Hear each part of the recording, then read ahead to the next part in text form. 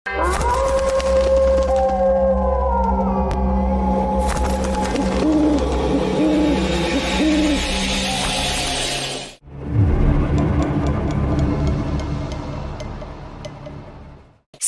causes cancer. Smoking kills. புகைப்பிடித்தல் புற்றுநோயை உண்டாக்கும் மற்றும் உயிரை கொல்லும். Consumption of alcohol is injurious to health. மது அருந்துதல் உடல் நலத்திற்கு கேடு. Be safe. Don't drink and drive. பாதுகாப்பாக இருப்பீர். மது அருந்திவிட்டு வாகனம் ஓட்டாதீர். ஹலோ நண்பர்களே, அனைவருக்கும் வணக்கம். நம்ம இன்னைக்கு பார்க்க போற சம்பவத்தை பார்க்கறதுக்கு முன்னாடி உங்ககிட்ட ஒரு விஷயத்த சொல்லிடலாம் அப்படின்ற நம்மளுடைய புதிய அமானுஷ்ய கதைகள் சேனலுக்கு வரக்கூடிய அனைத்து நபர்களுக்கும் என்னுடைய அன்பார்ந்த நன்றிகள். நம்மளுடைய புதிய அமானுஷ்ய கதைகள் சேனலை நிறைய பேர் சப்ஸ்கிரைப் பண்ணாம வீடியோ பார்த்துட்டு இருக்கீங்க. தயவு செய்து சப்ஸ்கிரைப் பண்ணிக்கிட்டு வீடியோவும் பார்த்துருங்க. மறக்காம பெல் ஐக்கானை தட்டிடுங்க. உங்க லைஃப்ல இத மாதிரியான அமானுஷ்ய சம்பவங்கள் ஏதாச்சும் நடந்திருந்தா அதை என்னுடைய வாட்ஸ்அப் நம்பருக்கு ஒரு வாய்ஸ் நோட்டான் மற்றும் மெசேஜ் நீங்க அனுப்பலாம். என்னுடைய வாட்ஸ்அப் நம்பரை டிஸ்கிரிப்ஷன்லையும் கொடுத்துருக்கிறேன், இந்த டிஸ்பிளேலையும் தெரியும். கண்டிப்பா ஃபாலோ பண்ணிக்கோங்க. வாங்க இன்னைக்குள்ள வீடியோக்குள்ளாடி நம்ம போயிடலாம். ஒரு கதை சொல்லிட்டேன் சார். அதுல உனக்கு கதை கேட்டு பழகிடுச்சு, எனக்கு கதை சொல்லி பழகிடுச்சு. நான் கதை சொல்றேன், நீ கேளு. இந்த சம்பவம் நடக்கக்கூடிய இடங்க திருநெல்வேலி மாவட்டத்தை சேர்ந்த சேரன் மகாதேவி அப்படிங்கிற ஊரை சேர்ந்தவர் தாங்க நம்மளுடைய சின்ன பாண்டி அப்படிங்கிறவரு. அவருடைய லைஃப்ல நடந்த ஒரு அதிபயங்கரமான சம்பவத்தை தான் நம்ம இன்னைக்கு பார்க்க போறோம். இந்த சம்பவம் நடக்கக்கூடிய காலகட்டம் 2009 காலகட்டத்துல தான் இந்த சம்பவம் நம்மளுடைய சின்ன பாண்டிக்கு நடந்திருக்குது. அவருடைய லைஃப்ல இந்த சம்பவம் நடக்கும்போது அவரு அதாவது இந்த மாதிரியான பிரச்சனைகளை இதுவரைக்கும் அவர் ஃபேஸ் பண்ணவே இல்லை அப்படிங்கிற மாதிரி சொல்லியிருக்கிறாரு. என்ன அப்படின்னா, இவங்க ஆட்டு பண்ணை வச்சிருக்கிறாங்க. கிட்டத்தட்ட ஒரு 100 ஆடுகளை மேய்ச்சிக்கிட்டு இருக்கிறாரு. அது மட்டும் இல்லாம இவருக்கு மனைவி 2 பெண் குழந்தைகள் இருக்கிறாங்க. இவங்களுடைய வீடு அமையப்பட்டிருக்கக்கூடிய இடம் ஒரு கருவேல காட்டை சார்ந்த ஒரு இடத்துலதான் இவங்க வீடு அமைஞ்சிருக்குது. அந்த இடம் கூட இவங்களுக்கு அதாவது கிட்டத்தட்ட ஒரு 1.5-2 ஏக்கர் இவங்களுக்கு சொந்தமான இடம் அப்படின்னு சொல்லியிருக்கிறாரு.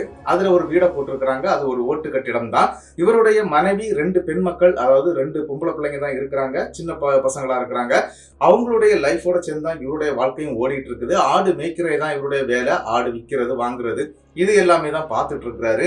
ஆனா ஒரு காலகட்ட சூழ்நிலையில அதாவது கிட்டத்தட்ட 2009 காலகட்டத்துல இவருக்கு என்ன நடந்துச்சு அப்படின்னா, ஆத்தங்கரை அப்படின்னு சொல்லக்கூடிய ஒரு ஏரியா இருக்குதான். இவங்க ஏரியா பக்கம் ஒரு பெரிய ஆறு ஒன்று ஓடுது. அப்படி அந்த ஆத்தங்கரை பக்கத்துல ஆடுகளை மேய்ச்சிக்கிட்டு இருக்கும்போது இவருக்கு ஒரு சம்பவம் நடக்குதுங்க. என்ன அப்படின்னு பாத்தீங்கன்னா, ஒரு பொம்மை ஒண்ணு கிடைக்குதுங்க. அதாவது பொம்மைன்னு சொன்னா நீங்க நினைக்கிற மாதிரி சாதாரண மண் பொம்மை கிடையாதுங்க. செம்புல ஒரு பொம்மை கிடைக்குது. கிட்டத்தட்ட அதை மணல்ல இருந்து எடுக்கிறாரு. அது ஒரு 1/2 கிலோ வெயிட் இருக்குங்க. ஆனா ஒரு சாதாரணமான ஒரு பொம்மை தாங்க. அதை பார்க்கறதுக்கு முடி தோற்றங்கள் எதுவுமே கிடையாது. ஆடை இல்லாத ஒரு நிர்வாண பொம்மையா தான் இருக்குது.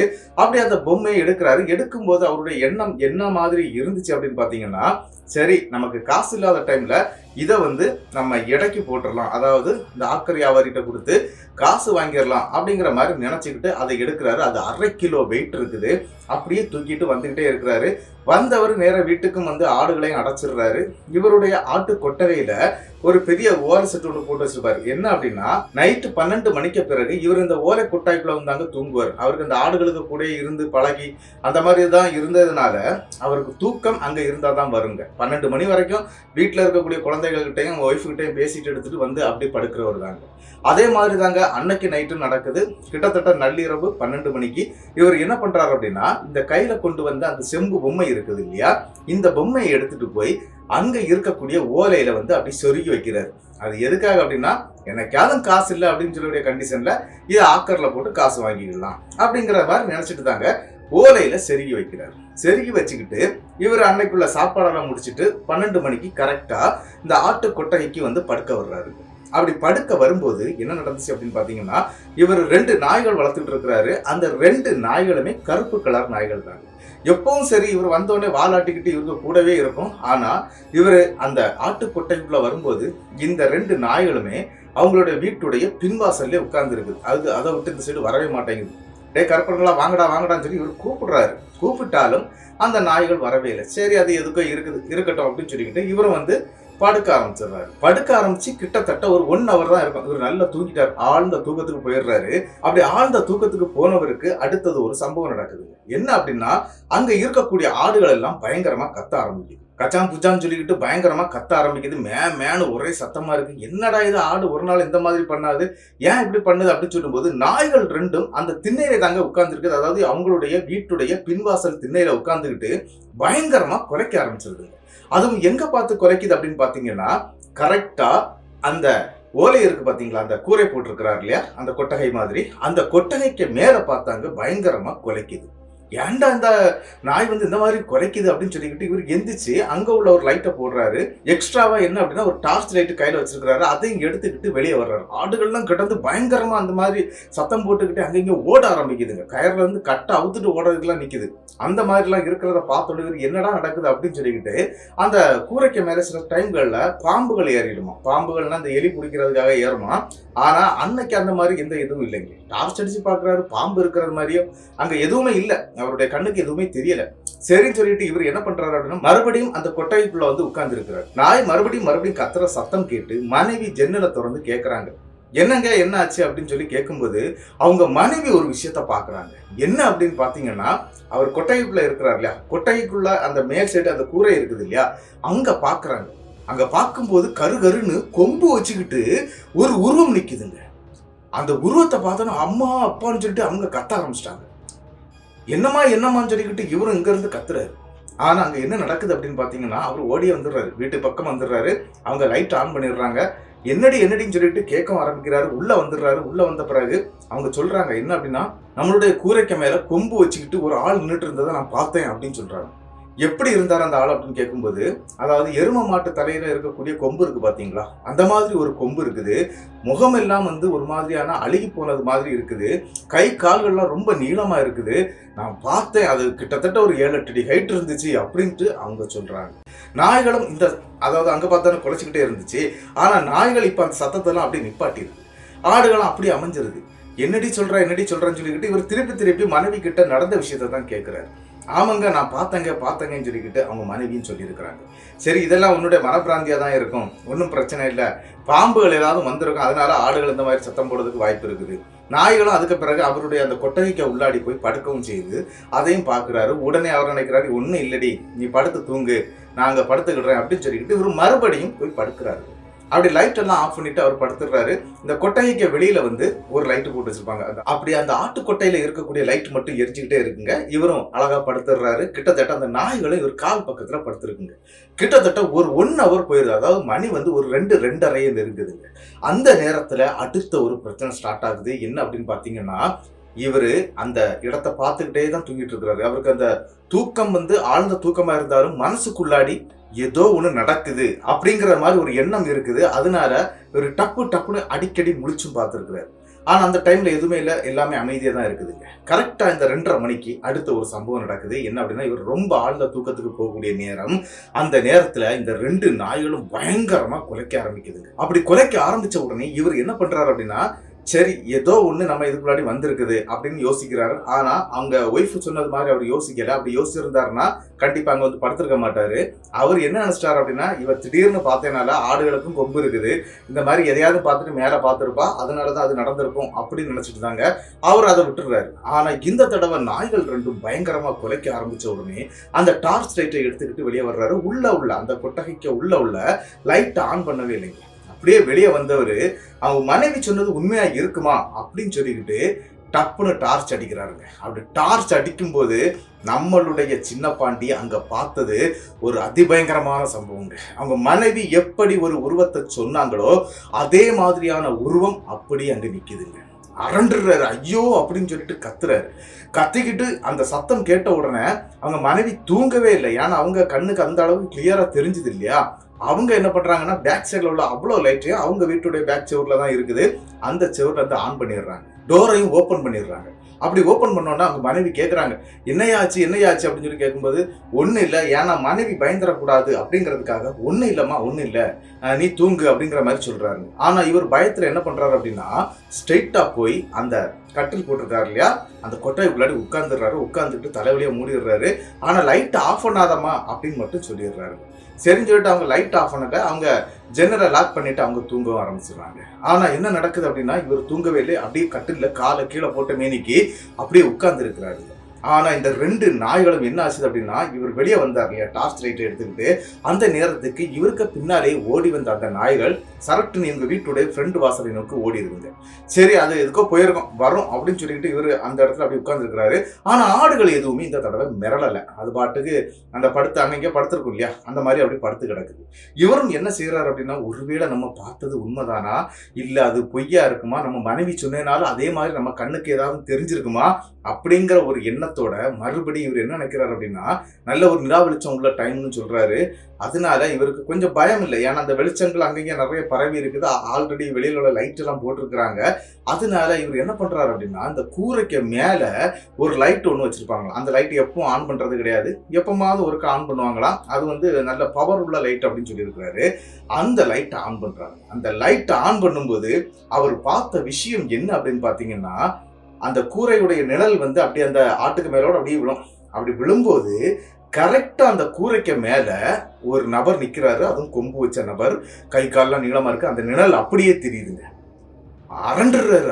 ஐயோ, ஏதோ ஒண்ணு நம்ம இதுக்குள்ள வந்துருச்சு, நம்மளை கொல்ல போகுது அப்படிங்கிற ஒரு பயத்துல இவர் என்ன தெரியுமா, மனைவி பெயர் ராதா, ராதா ராதான்னு இவர் கத்த ஆரம்பிக்கிறாரு. ஆனா மனைவி இந்த தடவை கதவை திறக்கலைங்க. ஏன் அப்படின்னா, அவங்க ஆழ்ந்த தூக்கத்துல இருந்துட்டு இருந்திருக்காங்க.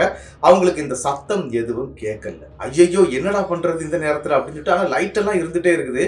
சரி, நம்ம இங்க இருந்து வெளியே போயிருவோம், அதாவது கதவு கிட்ட போயிருவோம், நம்மளுடைய வீட்டுடைய பேக் வாசல் கதவு கிட்ட போயிருவோம். நாயையும் காணல, ஆனா ஆடுகள் எதுவுமே மிரளல, அது பாட்டுக்கு சாதாரணமா தான் படுத்திருந்துருக்குது. ஆனா இவரு கட்டில விட்டு எழும்பி அந்த நடக்கிறாருங்க. ஒரு ஸ்டெப் எடுத்து வச்ச உடனே இவருடைய கால், அதாவது அவருடைய வலது காலை யாரோ டப்புன்னு பிடிச்சிடுறாங்க. அதாவது ஏதோ பிடிச்சு வச்சிருக்கு. உடனே இவர் என்ன பண்றாரு அப்படின்னா, ஆல்ரெடி லைட்லாம் ஆன் பண்ணியிருக்கிறாரு. ஆனா அந்த கட்டிலுடைய நிழல் பட்டு அங்க யாரு பிடிச்சிருக்கிறாங்க அப்படிங்கிற விஷயம் மட்டும் அவருக்கு தெரியல. சரி, டார்ச் அடிச்சு பார்க்கலாம் அப்படின்னு சொல்லிட்டு டார்ச்சை காலில் அடிச்சு பார்க்குறாரு. அப்படி பார்த்து அவருக்கு அடுத்த அதிர்ச்சிங்க என்ன அப்படின்னு பார்த்தீங்கன்னா, அவருடைய கால்களை ஒரு கருன்னு ஒரு கை பிடிச்சி வச்சிருக்குது. அதுவும் கட்டிலுக்கு கீழே இருந்து பிடிச்சி வச்சிருக்குது. ஆனா இந்த நிழல் உருவம் மேல தெரியுது. அதாவது மேல நிற்கக்கூடிய அந்த ஆளுடைய உருவம் கீழே தெரியுது. அப்ப இந்த கை எங்கிருந்து இங்க பிடிச்சிருக்குது அப்படின்னு சொல்லிக்கிட்டு பயத்தின் உச்சத்துக்கு போயிடுறாரு நம்மளுடைய சின்ன பாண்டி. அதுக்கு மேல நம்ம காத்திருக்க கூடாதுன்னு சொல்லிட்டு பயங்கரமா கத்திடுறாரு. அவர் கத்துற சத்தம் கேட்டு மனைவி எந்திரிச்சிடுறாங்க.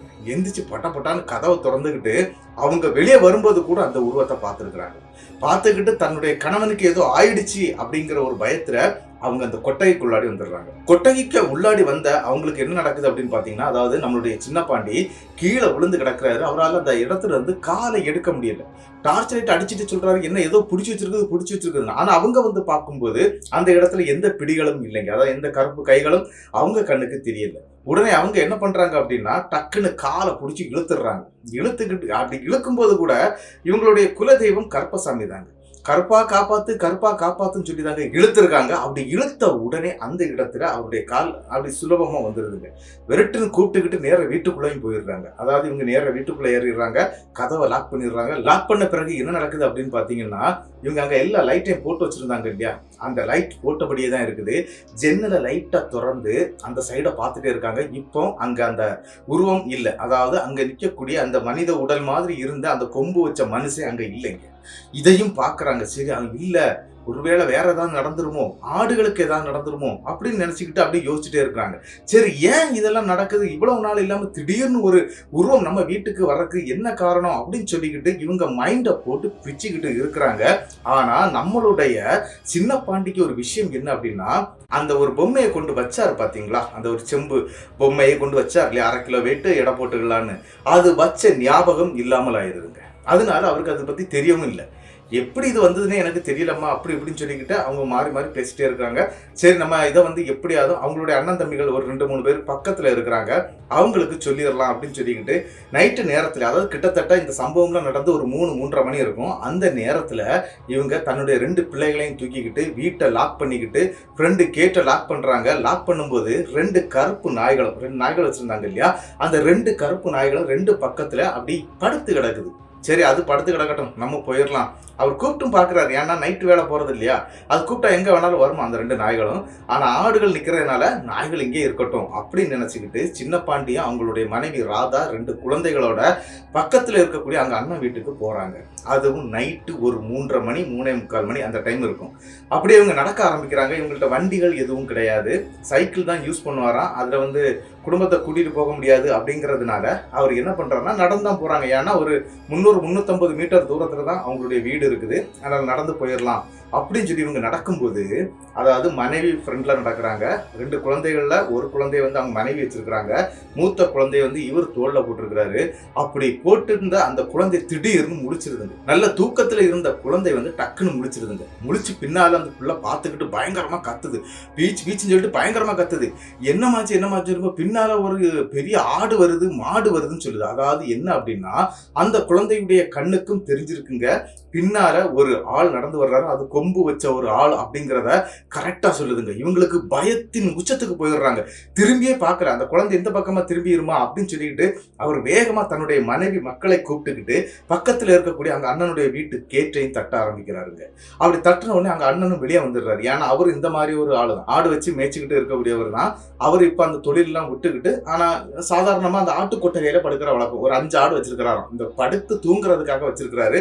அப்படி இருக்கக்கூடிய அந்த இடத்துல போய் தட்டின உடனே அங்க அண்ணனும் வந்து கேட்கிறாரு, என்னப்பா என்ன ஆச்சு அப்படின்னு சொல்லி கேட்கும்போது, நடந்த விஷயங்கள் அனைத்தையுமே வீட்டுக்குள்ள கூட்டிட்டு போய் அவங்களுடைய அண்ணியார் முன்னாடி இருந்தாங்க எல்லாமே சொல்றாங்க. அதே மாதிரி அவங்களுக்கு 2 பசங்க இருக்கிறாங்க, அதுவும் பெரிய பசங்க. அப்படி அவங்க கிட்டையும் இந்த வார்த்தைகளை பேச ஆரம்பிக்கிறாங்க. இந்த மாதிரி நாங்க பார்த்தோம், இந்த மாதிரி பிரச்சனை ஆயிடுச்சு, என்னன்னே தெரியல, என்ன நடக்க போகுதுன்னு தெரியல அப்படி இப்படின்னு சொல்லிட்டு இருக்கவே, அவங்க வீட்டுக்குள்ள இருக்கவே திடீர்னு மின்வாசல்ல இருக்கக்கூடிய கேட்டை யாரோ டபார் டபார் டபார்னு அடிக்கக்கூடிய சத்தங்க.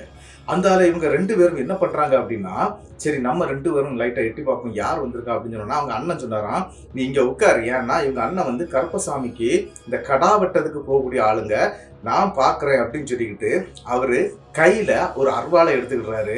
அது மட்டும் இல்லாம கருப்பனுடைய திருநீரையும் கையில எடுத்துக்கிட்டு கதவை திறக்கிறாருங்க. கதவை திறந்து பார்க்கும்போது கேட்டு மட்டும்தாங்க அப்படி டபார் டபார் டபார்னு அடிச்சுக்கிட்டே இருக்குது. சும்மா இருக்கக்கூடிய கேட்டு பட்டான்னு அடிக்கக்கூடிய சத்தம் கேட்டுதான் இவர் வெளியே வந்து பார்க்கும்போது அங்கே யாருமே இல்லை. அந்த கேட்டை போய் அந்த திருநூறு கையோட அப்படி பிடிக்கிறாரு. பிடிச்சோன்னு அந்த கேட் அப்படியே அந்த இந்த ஆட்டமும் இல்லாமல் அப்படியே நிற்கிது. அதை அந்த லாக் பண்ணுறாங்க. லாக் பண்ணிக்கிட்டு இவர் என்ன பண்ணுறாரு அப்படின்னா, ஏதோ ஒரு பிரச்சனை நம்மளை சுற்றி நடந்துக்கிட்டு இருக்குது, ஆனால் இது எப்படி வந்தது, எங்கேருந்து வந்தது அப்படிங்கிறது தெரியலையே. ஏன் அப்படின்னா நம்மளோட சின்ன பாண்டிக்கு அந்த ஒரு இதை எடுத்துக்கொண்டு வச்சார் இல்லையா பொம்மை, அது வந்து அவருக்கு ஞாபகத்திலே இல்லை. சரின்னு சொல்லிக்கிட்டு அந்த இடத்துல இவங்க பேசி முடிச்சுக்கிட்டு அன்னைக்கு விடிய அங்கதான் இருக்கிறாங்க.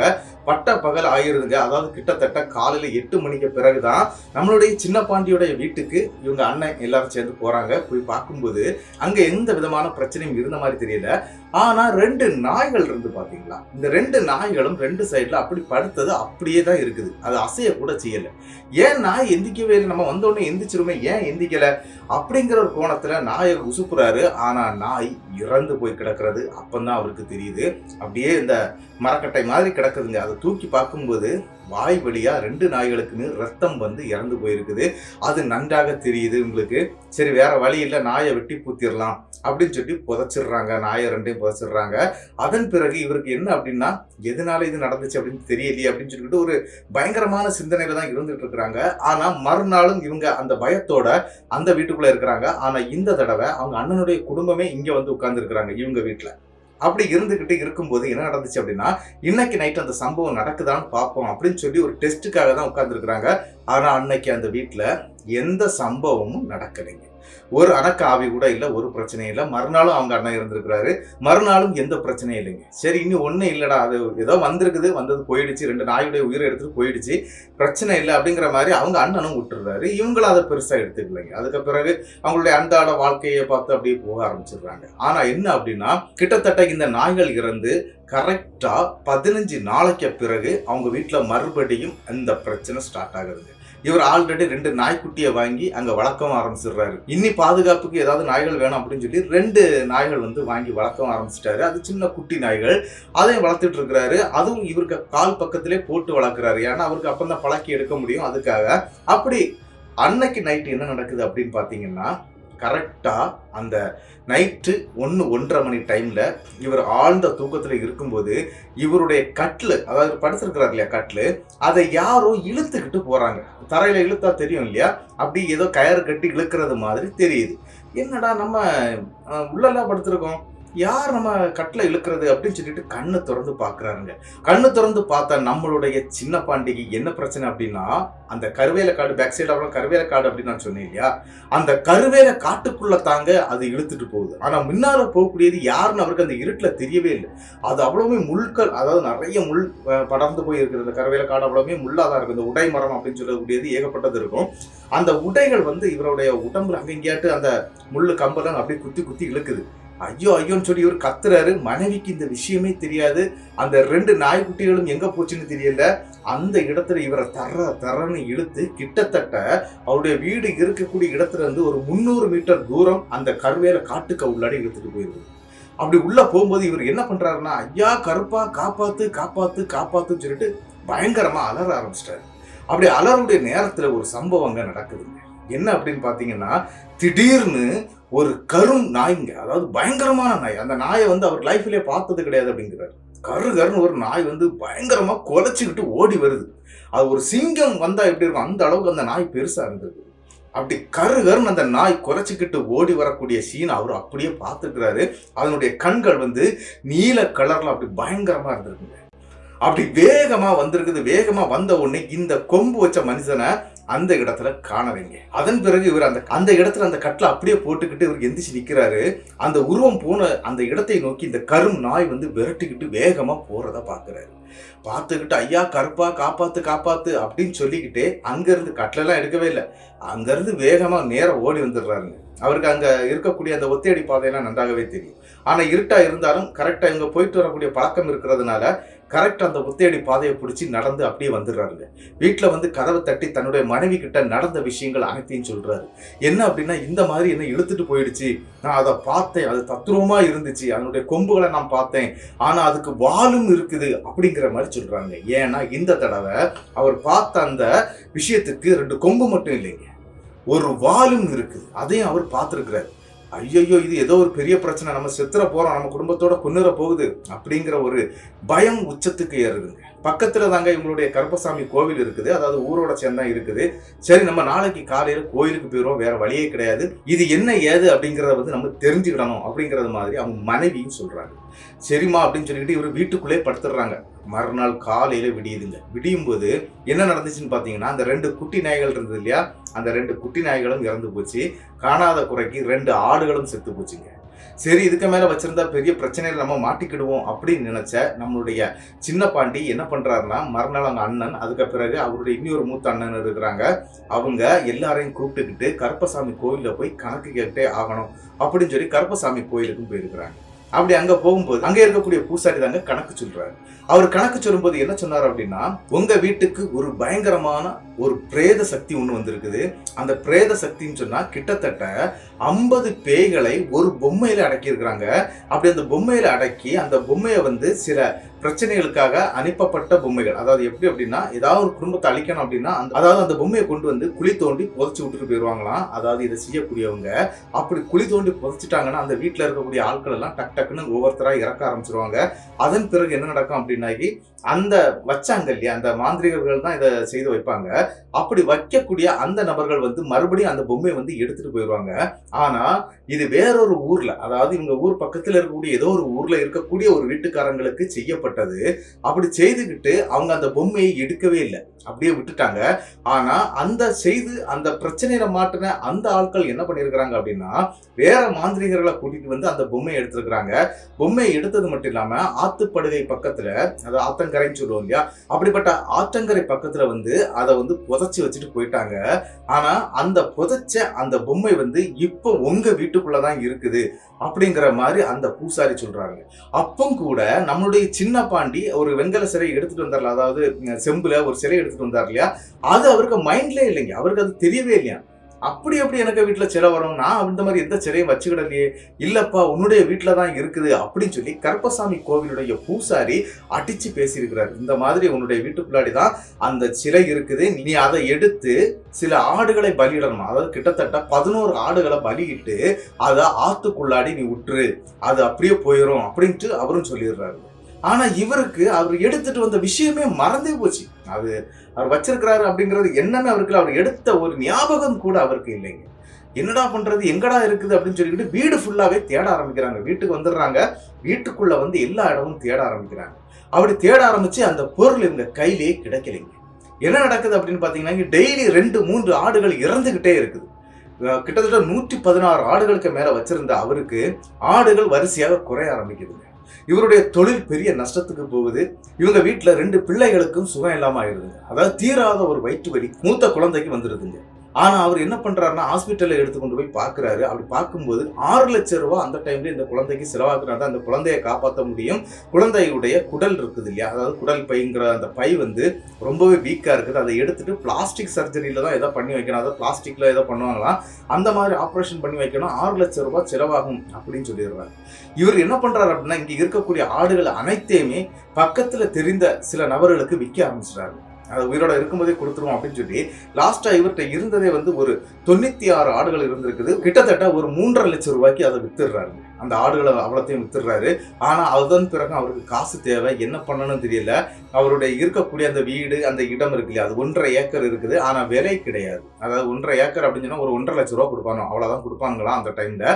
அதன் பிறகு எப்படி இல்லாம பேசி ஒரு 3 லட்சம் ரூபாய்க்கு அந்த இடம், வீடு எல்லாத்தையுமே கொடுத்துடுறாரு சின்ன பாண்டி. கொடுத்துக்கிட்டு அந்த காசை வாங்கி தன்னுடைய குழந்தையுடைய ஆபரேஷனையும் பார்க்குறாரு.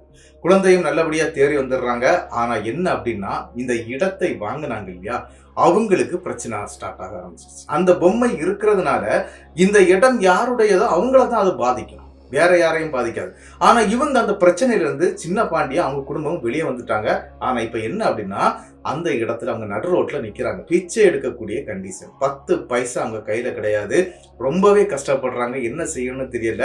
அந்த டைம்ல அவங்க அண்ணங்கள் தான் உதவி பண்ணி அவங்கள்ட்ட இருந்த ஒரு இடத்துல ஒரு 10 சென்ட் இடத்த இவருக்கு கொடுத்து அங்க வீடு போட்டு அங்க இருக்கவும் வச்சிடுறாங்க.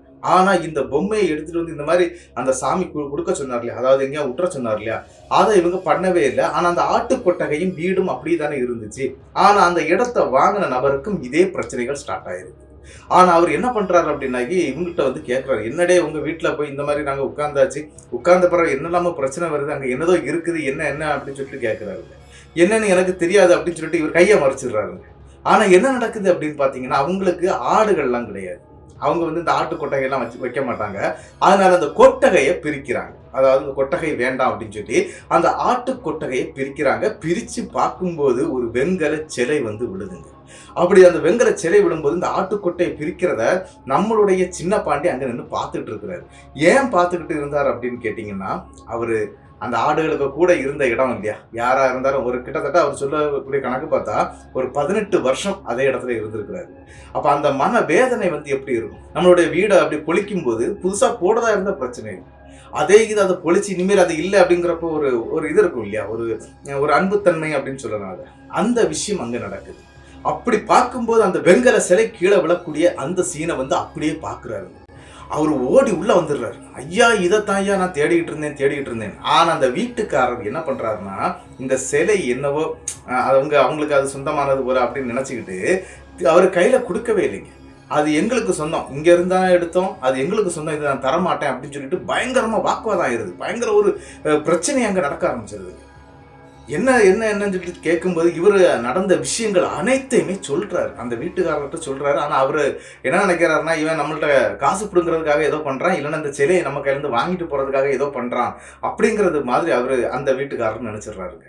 ஆனா இவர் நல்லா பேசி பார்க்குறாரு. இந்த மாதிரி கருப்பசாமியை சொல்லிச்சு, இது எங்க இருந்ததுன்னே எனக்கு தெரியல, இந்த சிலையை தான் நான் தேடிட்டு இருக்கிறேன், அதாவது நான் எடுத்த ஞாபகம் கூட இல்லை, இது எப்போ எடுத்தேன் அப்படிங்கிறது இப்பதான் எனக்கே ஞாபகம் வருது அப்படின்னு சொல்லி இவர் என்னெல்லாமோ சொல்லி பார்க்குறாரு.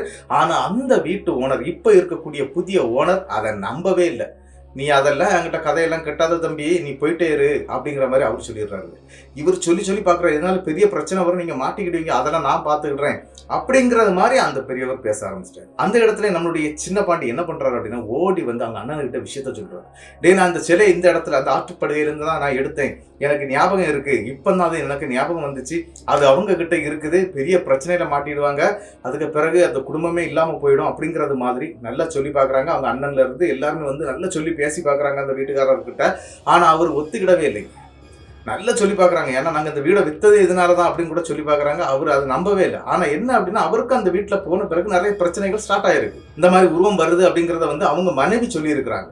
ஆனா இந்த இடத்துல அவர் அதை நம்புறதுக்கு தயார் இல்லை. ஏன்னா அந்த வெங்கல சிலையை பார்க்கும்போது ஒரு மாதிரி ஆள் பறிக்குது, ஆளை வந்து கூட வசியப்படுத்துது அப்படிங்கிற விஷயத்த அந்த இடத்துல தெரிஞ்சுக்கிட்டு நம்மளுடைய சின்ன பாண்டி என்ன பண்றாருன்னா, கருப்பசாமி கோயிலுக்கு ஸ்ட்ரெயிட்டா ஓடிடுறாரு. ஏன்னா அந்த குடும்பம் இந்த மாதிரி ஏதாவது பிரச்சனையில மாட்டிடக்கூடாது அப்படிங்கிறதுக்காக ஸ்ட்ரெயிட்டா ஓடிடுறாரு. ஓடி போய் அங்கே இருக்கக்கூடிய பூசாரி கிட்ட நடந்த விஷயங்கள் அனைத்தையும் சொல்றாரு. அங்கே இருந்து பூசாரியை கூப்பிட்டுக்கிட்டு ஸ்ட்ரெயிட்டா எங்க வந்து இறங்குறாங்க அப்படின்னாக்கி இந்த இடத்துக்கு வந்துடுறாங்க. எங்க அப்படின்னாக்கி நம்மளுடைய சின்ன பாண்டியுடைய அந்த பழைய அந்த வீட்டுக்கு வர்றாங்க. அந்த வீட்டு ஓனர்ட்ட அந்த சிலையை கொடுப்பா அப்படின்னு சொல்லி கேட்டோம்னா, பூசாரி கேட்டா அங்க இருக்கக்கூடியவங்களுக்கு ஒரு அடக்கம் இருக்கும், அதனால அவங்க கையில கொடுக்குறாங்க.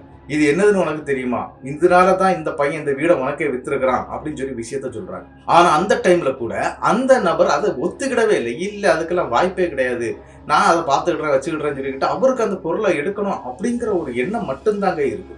ஆனா அந்த இடத்துல நம்மளுடைய சின்ன பாண்டியும் சரி, அவங்களுடைய அண்ணனும் சரி, நல்லா சொல்லி பார்த்தும் இவங்க கேட்காததுனால அவரும் அப்படியே விட்டுட்டு போயிடுறாங்க. இனி உனக்கு வந்தது நீ அனுபவிச்சுக்க அப்படின்னு சொல்லிக்கிட்டு அவங்க போயிடுறாங்க. ஆனா கிட்டத்தட்ட 4 நாள்ல அந்த வீட்டுல 2 மரணம் ஏற்படுது. 2 மரணம் அப்படின்னு சொன்னா, அவங்க வயசான தாத்தா பாட்டி எல்லாம் இருந்திருக்கிறாங்க, ஆனா ஆரோக்கியமா இருந்திருக்கிறாங்க. அந்த நபருடைய அப்பா அம்மா அவங்க இறந்து போயிடுறாங்க. அதாவது 10 நாளைக்கு ஒரு தடவைன்னு சொல்லி 2 பேரும் இறந்துடுறாங்க. அப்பவும் அவருக்கு அந்த ஊடம் ஓடல, அவங்க வயசா இருந்தாங்க, இறந்தாங்க அப்படின்னு தாங்க அந்த ஆள் நினைச்சிருக்காரு. அந்த சமயத்துல கூட நம்மளுடைய சின்ன பாண்டி இந்த விஷயத்தை எடுத்து சொல்றாரு. எப்பா, இதனாலதான் இந்த பிரச்சனை நடக்குது, நீ தயவு செய்து அதுக்கு இந்த மாதிரி ஆடு பலி இட்டு இந்த மாதிரி ஆத்துக்குள்ள அனுப்பி விட்டுரு, இல்லைனாக்கி உனக்கு குடும்பம் அழிஞ்சிடும் அப்படின்னு சொன்ன பிறகு கேட்கவே இல்லையா அந்த நபர்.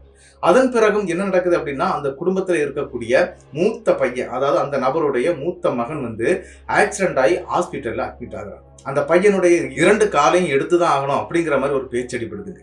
அப்பந்தான் அந்த மனுஷனுக்கு கொஞ்சம் போல மண்டையில உரைக்குது. இவங்கெல்லாம் இப்படி வந்து சொன்னாங்க, நம்ம இதெல்லாம் கேட்கலையே, ஒருவேளை அவங்க சொன்ன விஷயம் இதா தான் இருக்குமோ அப்படின்னு நினைச்சுக்கிட்டு அதுக்கு பிறகு தாங்க கால் பண்றாங்க நம்மளுடைய சின்ன பாண்டிக்கு. சின்ன பாண்டி அப்பவும் சொல்றாரு, நீங்க இதை பண்ணிதான் ஆகணும் அப்படின்னு சொன்னோம்னா அவங்களும் சரி நாங்க அதை பண்றோம் அப்படின்னு சொல்றாங்க. அதே மாதிரி இவங்க அண்ணனுக்கு வீட்டுல இருந்து 3 ஆடுகள், வேற 5-6 ஆடுகள்லாம் பார்த்து கிட்டத்தட்ட 12 ஆடுகளை கொண்டு போய் ஆத்தங்கரையில வச்சுதாங்க அந்த பொம்மையை வச்சு அது அருவாளால வெட்டப்பட்டு அது அந்த கருப்பசாமி கோவில்ல சாமி ஆடக்கூடிய அந்த பூசாரி இருக்கிறார் இல்லையா, அவரை வர வச்சு இந்த பலியெல்லாம் நடத்தி அந்த பொம்மைய அந்த ஆத்துப்படுகைக்கு உள்ளாடியே குழிய தோண்டி ஃபுல்லா மூடிடுறாங்க. அதன் பிறகு அந்த குடும்பத்துக்கோ இல்ல நம்மளுடைய சின்ன பாண்டியுடைய குடும்பத்துக்கோ எந்த பிரச்சனையும் வரலைங்க. ஆனா அவருடைய லைஃப்ல இது நடக்கும்போது அவர் ரொம்பவே பயந்து போயிருக்கிறாரு. ஏன்னா அவங்க தாத்தா பாட்டி காலத்துல இருந்தே அந்த ஆடு வளர்த்து நிறைய காசு சம்பாதிச்சு நல்லா இருந்த ஒரு குடும்பங்கள். அப்படி இருந்த நாங்க இதுவரைக்கும் இந்த மாதிரி எதுவுமே பார்த்தது கிடையாது.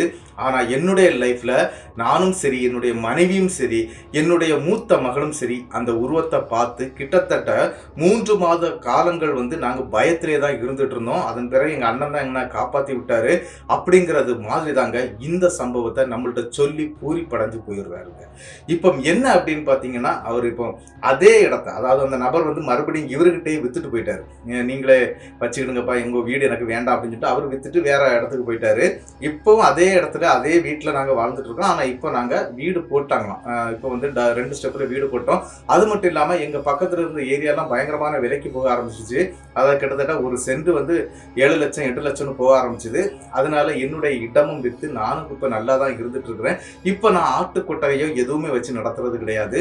எதுவா இருந்தாலும் ஆளு வச்சு வேலை பார்த்துட்டு இருக்கிறேன். அதாவது ஆடுகளை வந்து வாங்கி வெளியில இடம் வாங்கி இருக்கிறாரு. அப்படி இடம் வாங்கி அங்க ஆடுகளை வச்சு மேய்ச்சிக்கிட்டு இருக்கிறேன்.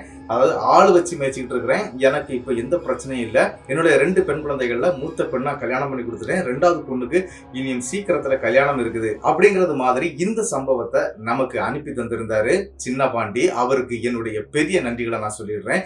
இந்த சம்பவம் எப்படி இருந்துச்சு அப்படிங்கறத மறக்காம கமெண்ட் பாக்ஸ்ல கமெண்ட் பண்ணிட்டு போயிருங்க.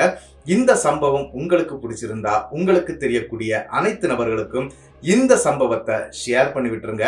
இந்த வீடியோவுக்கு மறக்காம ஒரு லைக்கை தட்டி விட்டுருங்க. அது மட்டும் இல்ல, நம்மளுடைய புதிய அமானுஷ கதைகள், நாகா அமானுஷம் மற்றும் மணி தி பிளாக் சேனலை மறக்காம சப்ஸ்கிரைப் பண்ணிக்கிட்டு பெல் ஐக்கானையும் தட்டிருங்க. அடுத்த வீடியோவில் சந்திக்கும் வரை உங்களிடமிருந்து விடைபெறுவது உங்கள் நாகர்கோவில் நாகராஜன். நன்றி நண்பர்களே.